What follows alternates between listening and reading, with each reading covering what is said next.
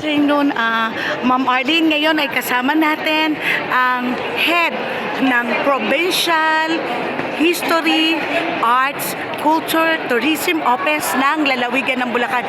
Ma'am Arlene, ngayon po sa isiginawang press conference para sa nalapit na National Arts Month ng National Commission for the Culture and the Arts, ano po yung specific na ipapakita natin dahil nakita po natin na very active ang Bulacan at isa sa buong Pilipinas na bababa ang NCCA ng mga programa sa inyong kolaborasyon at pamumuno. Maaari po maipahayag natin ito sa ating kaumbayan kung ano ang mga ito.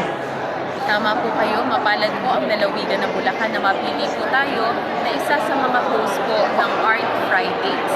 Tayo po ay nakaschedule sa February 13 kung saan po ay ating dadalhin ang mga alagad ng sining na Bulakenyo. Meron po tayong dadali ng mga choral group, dance group, gayon din po ang ating pinagmamalaking piyes ng Bulacan Provincial Band. At gayon din po yung mga arts and crafts po natin tulad nito. Yan, yung tinatawag nating puni. Alam po natin na ang lalawigan ng Bulacan ay mayaman sa sining at mga ipinagmamalaking pambansang alagad ng sining. Kaya ito po ay ating pinagpapatuloy sa pagtataguyod po ng ating minamahal na po ng lalawigan Governor Daniel Fernando at Vice Governor Alex Castro sa pamamagitan po ng aming tanggapan ng Provincial History, Arts, Culture, and Tourism.